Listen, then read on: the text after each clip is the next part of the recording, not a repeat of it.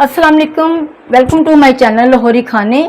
मैं आप सबकी बहुत शुक्रगुजार हूँ कि आप सब ने मेरे चैनल को लाइक किया और मुझे आगे बढ़ने का मौका दिया। आज मैं आपको बड़े गोश्त के कोफ्ते बनाना बताऊंगी। आधा किलो जी कीमा है, आधी प्याली दही की है, 4 चम्मच बेसन के हैं, थोड़ा सा ये धनिया है, 4 प्याज हैं, 4 हरी मिर्ची हैं, 2 टमाटर हैं, 1.5 चम्मच लहसुन अदरक का पेस्ट है और 1 चम्मच हरी मिर्चों का पेस्ट है। ये जो मैं मसाला बनाने लगी हूँ, ये कोफ्ते के शोरबे के लिए बना रही हूँ। ब्लेंडर करना है मैंने। 2 टमाटर हैं, 4 हरी मिर्ची हैं, 2 प्याज हैं, लहसुन और अदरक है।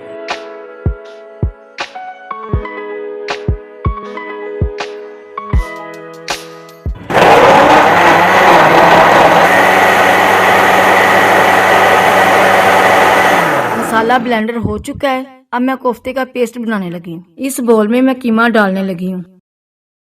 प्याज जो मैंने कद्दूकश किया था वो डाल रही हूँ, साथ धनिया। प्लेट को अच्छे से साफ कर लेना है।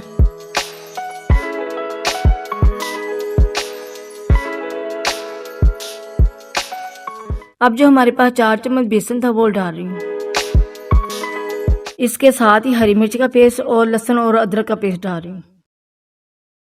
अब इसमें मैं खुश्क मसाले डाल रही हूँ। सुर्ख मिर्च, नमक, गरम मसाला और सूखा धनिया, जीरा पाउडर। साथ ही मैं 1 अंडा डालूंगी।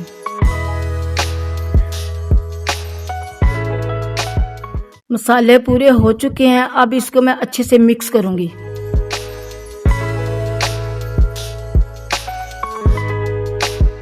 कोफ्ते का पेस्ट तैयार हो गया। अब इसके मैं कोफ्ते बनाऊंगी। अच्छे से आप देखें और आप भी इसी तरह बनाएं।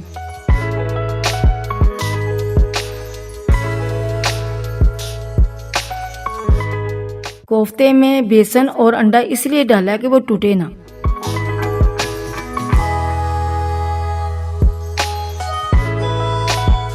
कोफ्ते बिल्कुल तैयार हैं। अब कोफ्ते में 5 मिनट के लिए गर्म पानी में रखूंगी। गर्म पानी में मैंने कोफ्ते इसलिए डाले कि ये टाइट हो जाए। अब मैं करने लगी हूँ मसाले की तैयारी। कढ़ाई में मैं 2 डोंगे घी के डालूंगी और घी को अच्छे से गर्म करूंगी। घी गर्म हो चुका है। अब इसमें मैं आधा चम्मच गरम मसाला साबुत डालूंगी।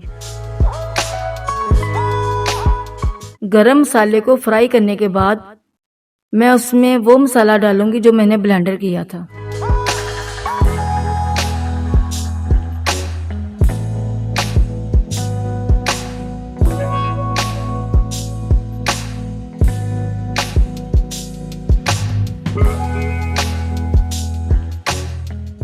अब इसमें 1 चम्मच नमक का डालूंगी और आधा चम्मच हल्दी का।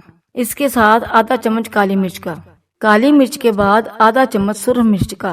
मसालों के बाद अब इसको अच्छे से हल करना है कि मसाला मिक्स हो जाए। अब 5 मिनट के लिए कढ़ाई के ऊपर ढक्कन दे देना है और इसे पकने देना है।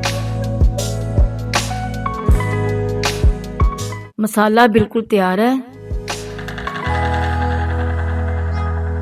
अब जो मेरे पास 1 प्याली दही थी वो डालूंगी।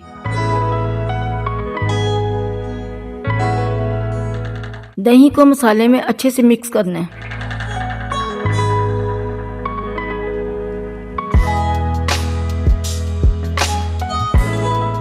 दही मसाले में मिक्स हो चुका है। अब इसमें मैं कोफ्ते डालूंगी।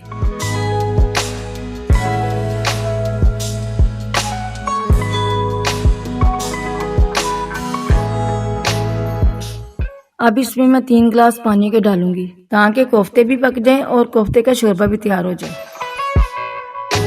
अब इसके ऊपर ढकना दे के 10 मिनट के लिए पकने के लिए रख दूंगी। कोफ्ते का सालन हमारा बिल्कुल तैयार है। कोफ्ते का शोरबा मैंने ज्यादा नहीं रखा है। आपका दिल चाहे तो आप ज्यादा रख सकते हैं। मैं आपसे एक गुजारिश करती हूँ कि आप वीडियो को अच्छे से देखा करें ताकि रेसिपी बनाने में कोई भी गलती ना हो। अब मैं कोफ्तों में धनिया डालूंगी ताकि धनिया की खुशबू से सालन और मजेदार हो जाए।